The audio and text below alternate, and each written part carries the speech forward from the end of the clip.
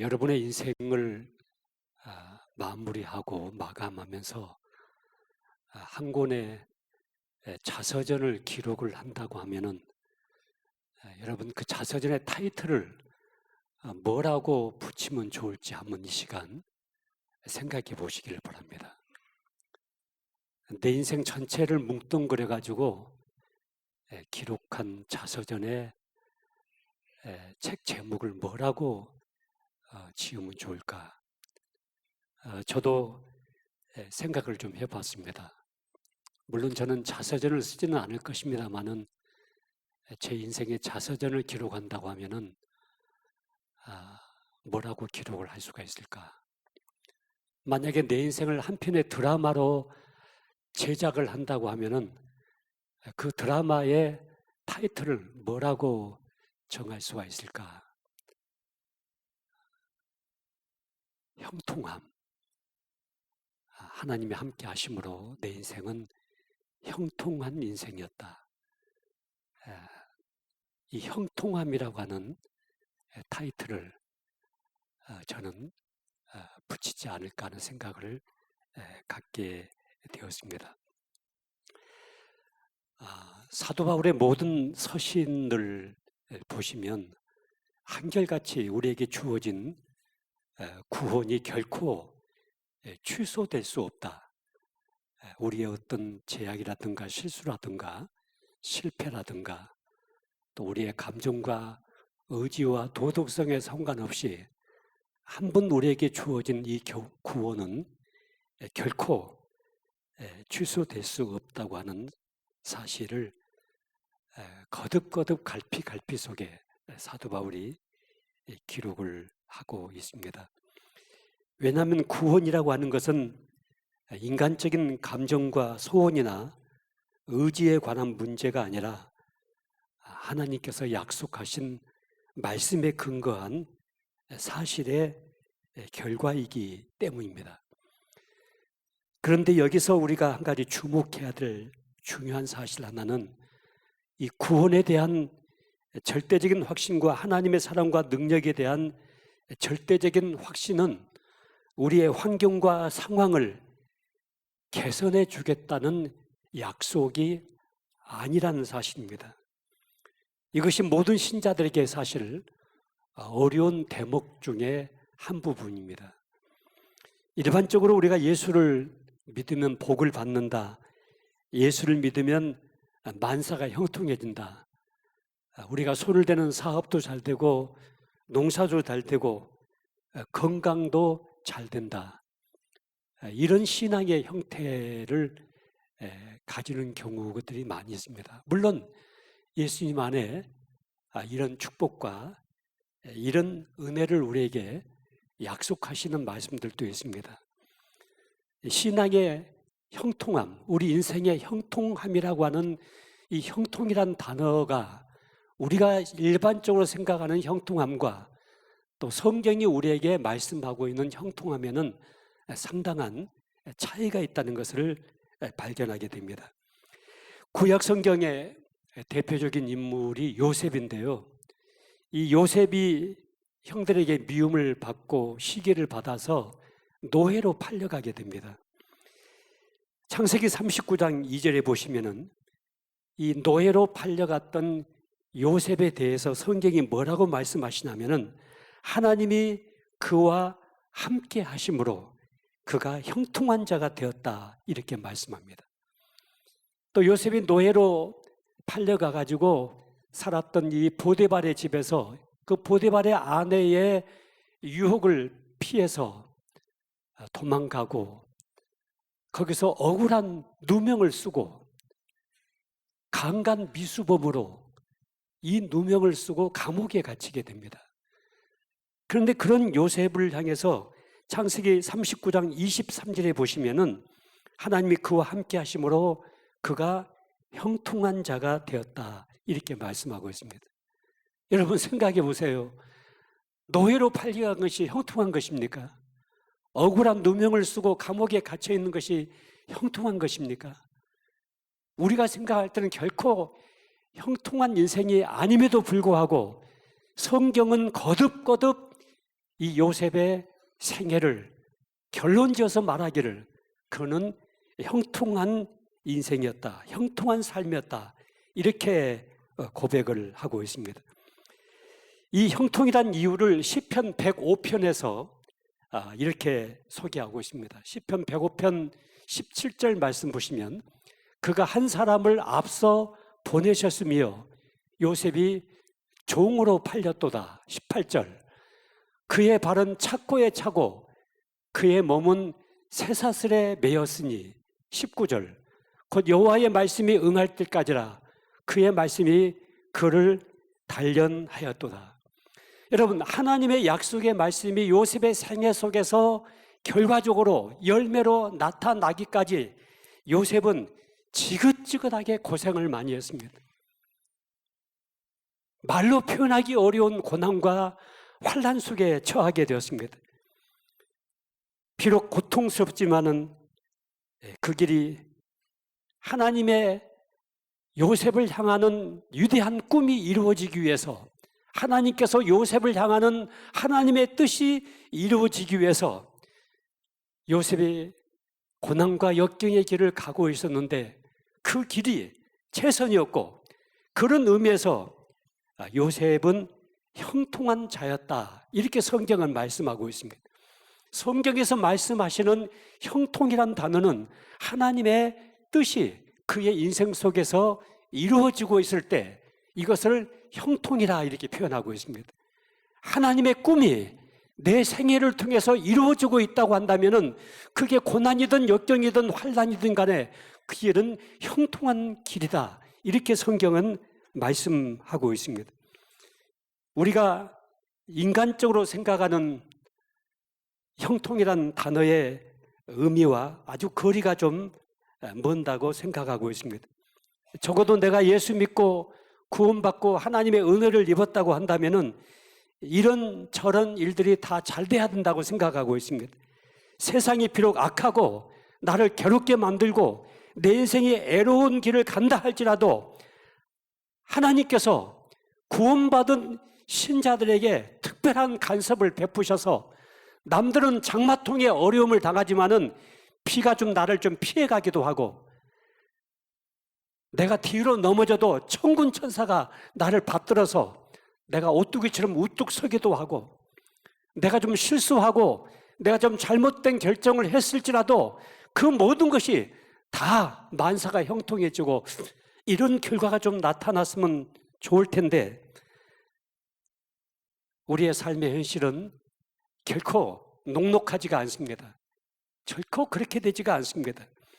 그래서 사도 바울이 오늘 본문 로마서에서 내가 확신한다, 내가 확신한다, 이렇게 말씀을 해주면서, 확신하는 것은 고통을 하나님께 나에게 면하게 해주겠다, 고난을 면하게 해주겠다, 내가 실수하고 내가 잘못된 일을 결정했을 때 전혀 그것이 없는 것처럼 면제해 주겠다, 이렇게 말씀하지 아니하시고 우리의 환경을 개선해 주겠다고 약속하신 것이 아니라 하나님께서 우리에게 주어진 이 고난과 역경과 환난 속에서 하나님의 뜻을 이루게 만들겠다, 하나님의 꿈을 이루게 만들겠다, 이 모든 것을 범사에 합력해서 내 인생의 작품을 작품되게 만들겠다고 말씀하고 있습니다. 그 말씀이 바로 오늘 본문 말씀, 내가 확신하노니 사망이나 생명이나 천사들이나 권세자들이나 현재일이나 장래일이나 능력이나 높음이나 깊음이나 다른 어떤 피조물이라도 우리를 우리 주 그리스도 예수 안에 있는 하나님의 사랑에서 끊을 수 없으리라. 여러분, 이 말씀이 바로 형통한 자가 가지고 있는 하나님의 약속의 말씀입니다. 나라는 인생이 그 뿌리를 어디다 두고 있는가, 이것이 형통함의 근거입니다. 물질에다가 내 인생에 뿌리를 두고 있는가, 세상의 성공에다가 뿌리를 두고 있는가, 아니면 하나님이 나에게 약속하신 약속의 말씀에다가 뿌리를 두고 있는가. 여러분의 인생이 눈에 보이는 세상적인 것에 휘둘리는 인생이 아니라 하나님이 나에게 약속하신 약속의 말씀에다가 내 인생에 뿌리를 두고 있다고 한다면 그 인생이 바로 형통한 인생입니다. 오늘 주일날 세상적으로 다른 데 가지 아니하고 하나님 앞에 이 맥주 감사절에 예배의 제단을 쌓기 위해서 지금 이 시간 여기 앉아 있다는 이 사실 자체가 여러분의 인생이 형통한 인생이라는 사실을 증거하는 중요한 증거가 되는 것입니다. 나는 잘 되는 것이 아무것도 없다. 지나간 6개월을 되돌아보니까 실패했고 실수했고 내가 원한 대로 무엇이 이루어지지 않았고 내가 기도했지만 응답이 되지 않았고 그래서 내 인생은 잘못된 길을 가고 있는 것 같다. 여러분, 그게 아닙니다. 오늘 여기 여러분이 앉아있다는 그 사실 자체가 하나님께서 아무개와 함께 하심으로 형통한 자가 되었더라. 아무개의 인생이 형통한 자가 되었더라. 아무개 장로가 형통한 삶을 살았더라. 아무개 집사가 형통한 삶을 살았다고 성경은 우리에게 말씀하고 있습니다. 여러분, 지나간 6개월을 되돌아보시면은 울었던 순간도 있었고 또 기뻤던 순간도 있었습니다. 성공했던 순간도 있었고 실패한 순간도 있었습니다. 그런 모든 것 때문에 우리가 행복한 인생을 살았다, 아니면 불행한 인생을 살았다, 이렇게 결론 지어진다고 한다면 우리는 성경과 전혀 관계없는 인생을 살고 있는 것입니다. 여러분, 세상적인 것을 내가 얻었기 때문에 성공하고 행복한 인생이었다, 세상적인 것을 이뤘기 때문에 나는 실패하고 불행한 인생이었다, 이렇게 우리 인생은 결정되어지지가 않습니다. 물론 하루하루 살아간다는 것이 얘들 장난하는 것이 아니라는 사실을 우리는 알고 있습니다. 여러분, 부모가 부모답게 살고 자식이 자식답게 살아간다는 것이 얼마나 힘든 것인지 우리는 알고 있습니다. 그러나 구원받은 신자의 운명이라고 하는 것은 이 고난과 환난을 해결하는 데 있지 않습니다. 도리어 그 고난과 환난 속에서 하나님의 거룩함이 만들어지고 고난과 환난 속에서 하나님의 의로움이 드러나고 고난과 환난 속에서 신자가 신자답게 살아가는 그 삶이 우리 안에서 이루어지고 있다고 한다면 그 삶을 가리켜서 성경은 형통한 삶을 살고 있다, 형통한 자가 되었다, 하나님의 뜻이 이루어진다는 사실을 말씀하고 있습니다. 우리가 정당하게 돈을 벌어서 하나님 앞에 물질을 가지고 있는 자로 살아가는 삶은 정말 축복받은 삶입니다. 그러나 정당한 방법이 아닌 방법으로 아무리 많은 돈을 내가 벌어가지고 그 물질을 가지고 있다 하더라도 성경은 그 인생을 형통한 인생이다 그렇게 말하지 않습니다. 하나님께서 마지막까지 인정하시는 그 방법으로 내 인생을 살아가야 되겠다. 비록 내가 좀 가난하게 살지라도 남이 가지고 있지 못한 것들을 내가 가지고 있지 못한다 하더라도, 남이 가지고 있는 건 내가 가지고 있지 못한다 하더라도 내가 하나님께서 인정하시고 하나님께서 기뻐하시는 그 길을 내가 가야 되겠다.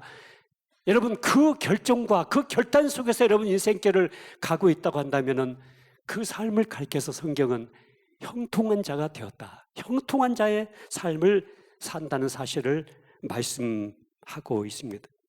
돈이 행복을 가져다 준다, 세상적인 성공이 형통이다, 내가 원하는 소원이 이루어지는 것이 하나님의 뜻이다.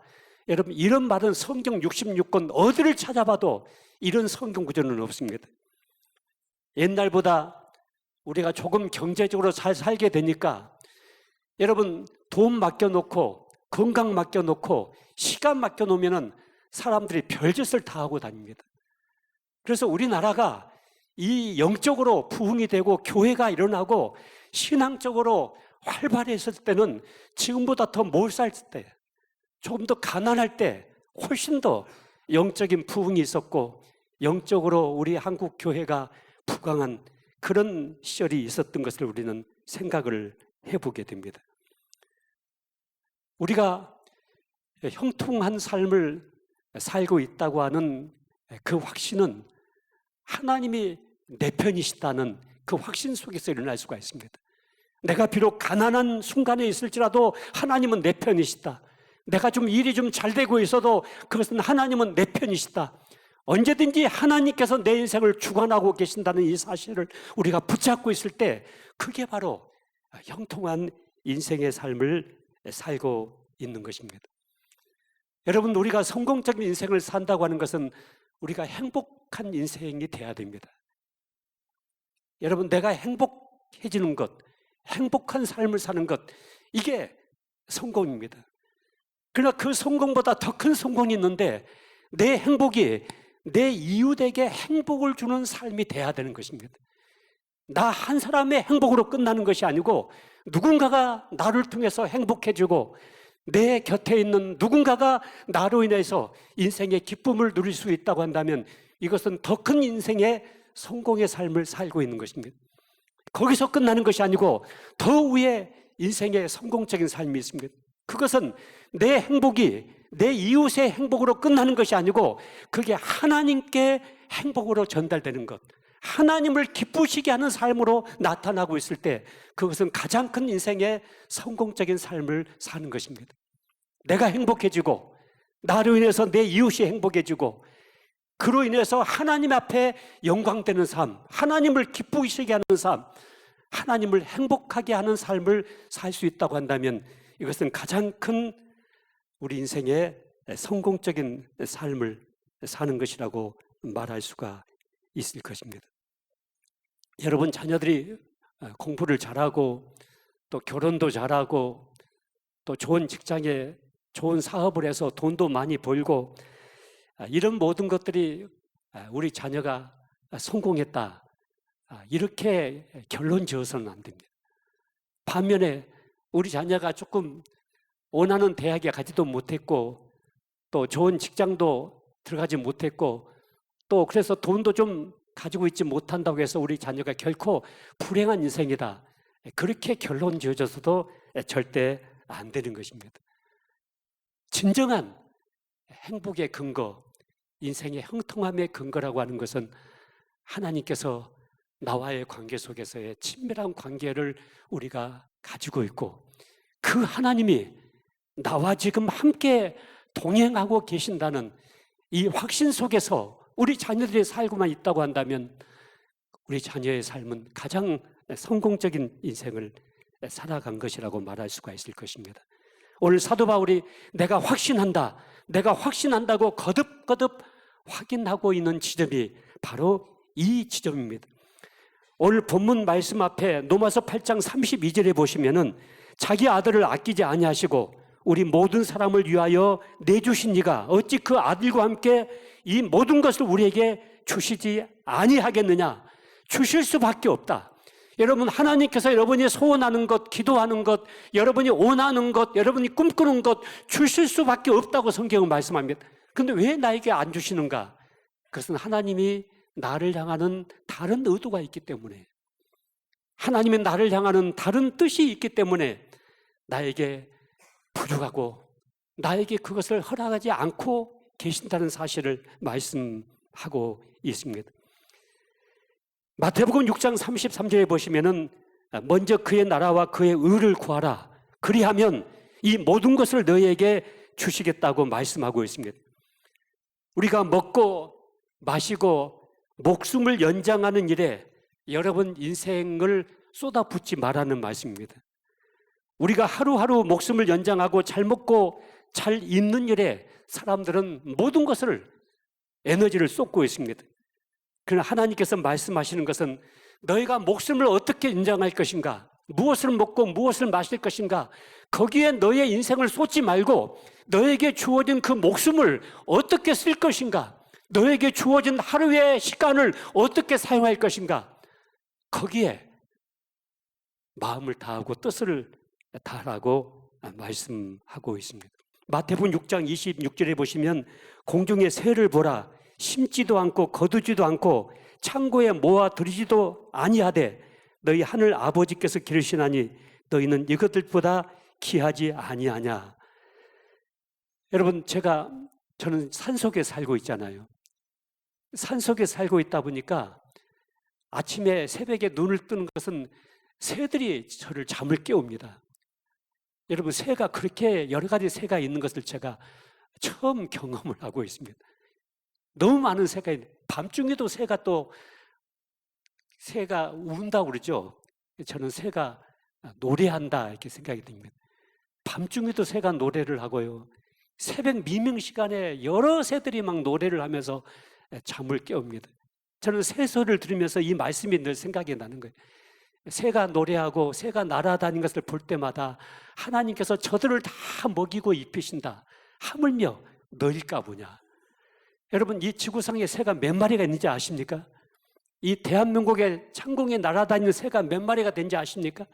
그 모든 새를 그 새의 아버지가 아닌 나의 아버지가 되시는 하나님께서 먹여 살린다고 말씀하십니다. 그렇다고 한다면 하물며 나의 아버지가 되신 하나님께서 내가 먹고 사는 것 책임지지 않겠느냐.